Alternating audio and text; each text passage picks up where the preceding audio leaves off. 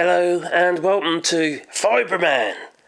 Well, in a previous video I was talking about the possible connection between fibromyalgia and long COVID, because it seemed uncanny that the symptoms of long COVID were very similar to fibromyalgia. As I think to myself, is long COVID actually fibromyalgia that's been triggered because somebody's had COVID? Got me thinking it did. There's just too many similarities. Yeah, it was uncanny. It really was. Well, it looks like I'm not the only one who's been thinking this, because researchers have theorised that COVID-19 may be able to contribute to the development of fibromyalgia, or exacerbate or even make it worse, the condition. Fibromyalgia symptoms. Anyway, I hope these people all like that and help the channel, Much appreciated. Well, the thing is, you see, with fibromyalgia, the exact cause of it is unknown anyway. And it's usually triggered by some kind of trauma, physical trauma. And considering that COVID is a viral infection, it is known that fibromyalgia can be triggered by viral infections. They're thought to be one of the risk factors of triggering or even worsening the symptoms of fibromyalgia. Now, physical or mental stress is also a common factor, and that can lead to the development or worsening of fibromyalgia. And COVID-19 is a well-known source of stress, obviously. People get worried, don't they? So many people died when they contracted COVID-19, especially early on. Okay, we've got a vaccine now, which does seem to help. Well,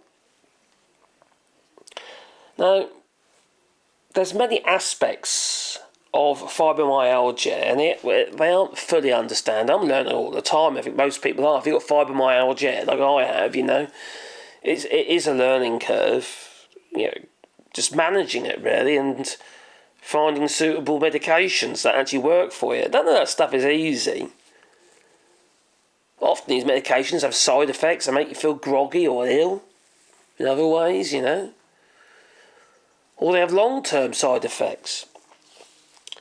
So the central, we know this. The central nervous system, it says here, is known to play a critical part. There is a central nervous system, and right up until the vagus nerve to the brain, and the pain receptors. And it's kind of like, it seems like to me that it's just literally just an amplification of the pain signals. It's not in the brain itself. It's from the nerves and what have you to the brain. Something's messed up there, Now, more than 1/3 of individuals who have experienced their central nervous system being affected by COVID-19 seem to get long COVID or have long COVID symptoms, which are very similar to fibromyalgia, funny enough. Considering it's viral, and we know that viral infections, what have you, can trigger fibromyalgia, it just seems like it seems too close for comfort, really. So it can cause inflammatory responses. Now, I take anti-inflammatory anyway. I find it really helps. It definitely helps. It's not just the only medication I take, but and I don't take it all the time. I have flare-ups, you see. If I have a flare-up, I'll take it. Most of the time, I'm just taking duloxetine at the moment, which does seem to be helping quite a lot. I've been taking it for about 4 weeks now, and it definitely has helped. Which is basically from the SNRIs, which is it's antidepressant, but you take quite a small dose. Now, there is no evidence yet to say that long COVID is actually fibromyalgia. There's no evidence of that as yet. But it does feel a little bit too close for comfort. It really does. And for me, I need to do some more studies on this. Because it'd be very handy for people to be able to say, okay, now, instead of saying, I've got long COVID, so I've got fibromyalgia, because at least then there's some people out there who have got some knowledge on the condition and might be able to help advise with medications and stuff like that, and also exercise and ways of managing fibromyalgia and de-stressing.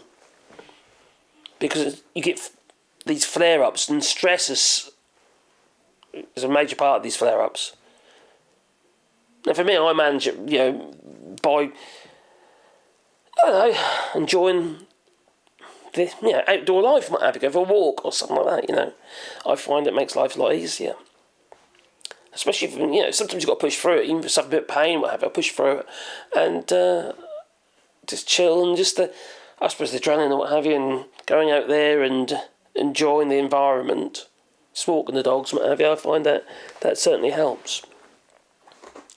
And also, it's not great moping about, feeling sorry for yourself. You just have to, pick yourself up, don't you? You really do.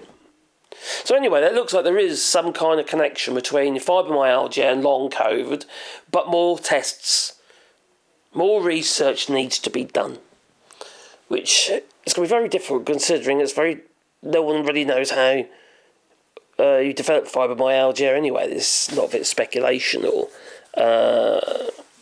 just ideas or done by group studies and stuff. So anyway, what do you reckon? Please leave it in the comments down below. Toodaloo. Don't forget to hit the like button.